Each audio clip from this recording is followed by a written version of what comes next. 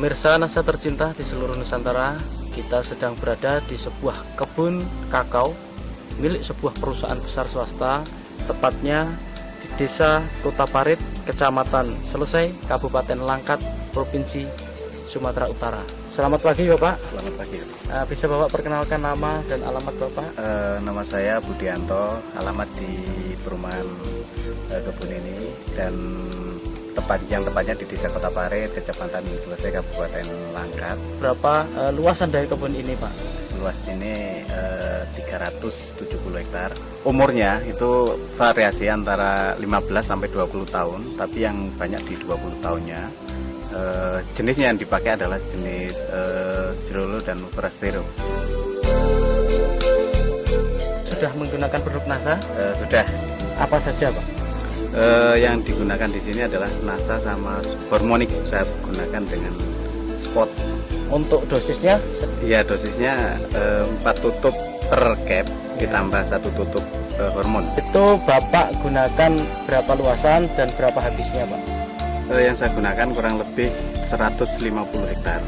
Nah, itu menggunakan 200 pasang per bulan. Kemudian untuk luasan 370 hektar ini sudah menggunakan produk NASA, itu berapa blok Pak? Saya coba sudah kurang lebih 60% dari luasan itu sudah menggunakan produk NASA. Tapi saya aplikasikan mulai bulan Januari tahun 2005. Untuk intervalnya Pak, interval pemupukan NASA yang Bapak lakukan untuk kebun ini, itu bagaimana Pak? Ya, jadi kita sesuaikan dengan tren produksi yang ada di Sumatera Utara. Itu tren produksi pada bulan Agustus sampai dengan bulan Maret, sehingga saya gunakan pas musim bunga di bulan Februari sama Maret untuk merangsang bunga di situ, dan aplikasi kedua nanti di bulan September Oktober ini untuk semester 1 tahun depannya.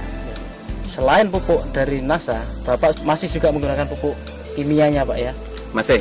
Biasanya itu dalam 1 tahun itu Bapak menggunakan untuk per pokok berapa Pak? Itu sesuai dengan rekomendasi. Kita memang melakukan rekomendasi tiap 2 tahun sekali. Jadi untuk urea itu 600 gram yang diaplikasikan 2 kali.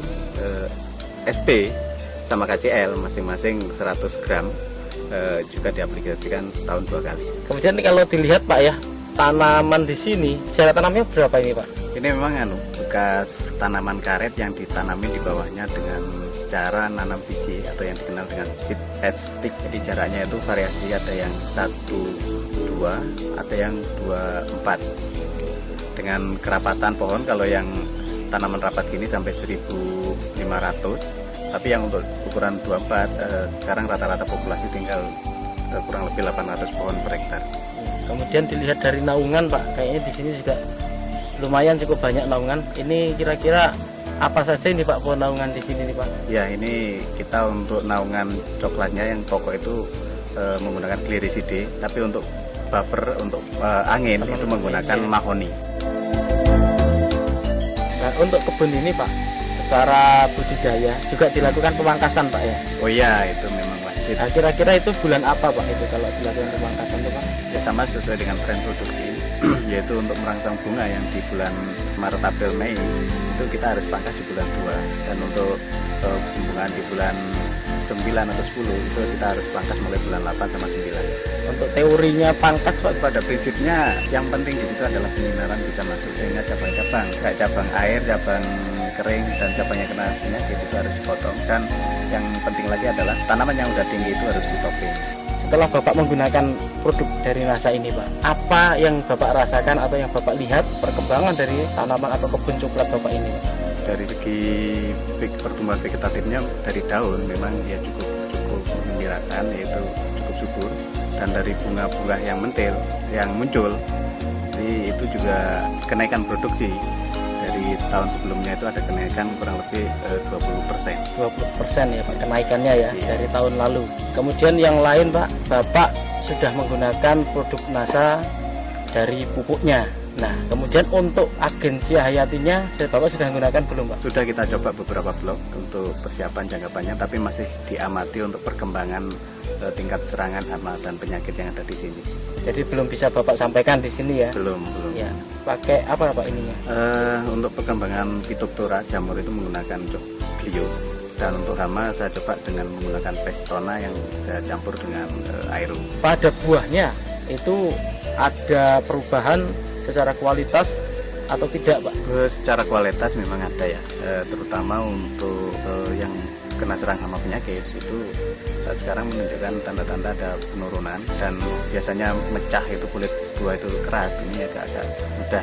Dan yang menggembirakan lagi itu dari rendemen itu ada kenaikan, itu biasanya itu 33 sampai dengan 35, ini bisa ke 37-38%. Pemirsa Nasa, di sini Bapak Budianto selaku manajer di sebuah kebun kakao ini, beliau juga sebagai manajer di processing atau di pabrik dari pengolahan kakao. Bagaimana prosesnya kemudian sampai akhir, termasuk dalam fermentasi dan rendemennya, Pak?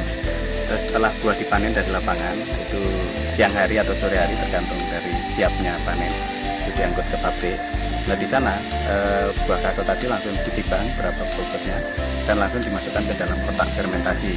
Di dalam kotak fermentasi kita fermentasi kurang lebih 4-5 hari dan dilakukan pembalikan sekali pada hari kedua, dan setelah itu dilakukan penjemuran dengan matahari itu kurang lebih 8-10 hari tergantung daripada cuaca. Dan setelah itu kalau biji sudah kering dimasukkan ke dalam gudang dan disortasi, yaitu untuk menentukan kualitas biji, untuk menentukan grade A atau B dan sebagainya, baru dilakukan pemakingan. Dari pemakingan itu sudah ada yang menerima, Pak, ya, ataupun ini sudah terikat kontrak atau demikian, Pak, ya? Iya betul, jadi ini sudah kontrak, tinggal menentukan jadwal kapan waktu pengirimannya. Ya, dalam sortasi, Pak, ya, kualitas dari biji kakao ini, Bapak bisa jelaskan kualitas A, B, C-nya? Jadi untuk grade A itu yaitu di bawah 100 biji per 100 gram, 100 sampai dengan 110 itu masuk grade B, dan di atas 110 sampai ke atas itu masuk grade C, dan di atas 120 itu masuk grade C. Dari sini kami ingin Bapak menyampaikan pesan dan kesan untuk pemirsa Nasa di seluruh Nusantara. Jadi harapan saya untuk masyarakat di Indonesia tidak usah ragu lagi untuk menggunakan produk Nasa, karena sudah terbukti saya sendiri untuk di perkebunan ini dengan menggunakan produk Nasa ada optimalisasi produksi yang tadinya itu turun seiring dengan umur, dengan menggunakan Nasa bisa optimal lagi sesuai dengan standar, sehingga ya termasuk di kebun kami ada kenaikan kurang lebih 20%.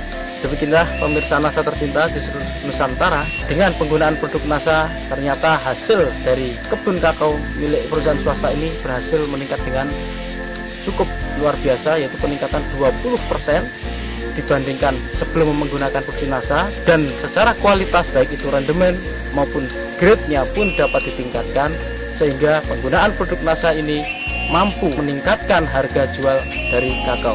Demikian tim liputan Nasa dari Sumatera Utara, reporter Syahria Reza dan kameramen Adi Nugroho melaporkan. Salam Nasa.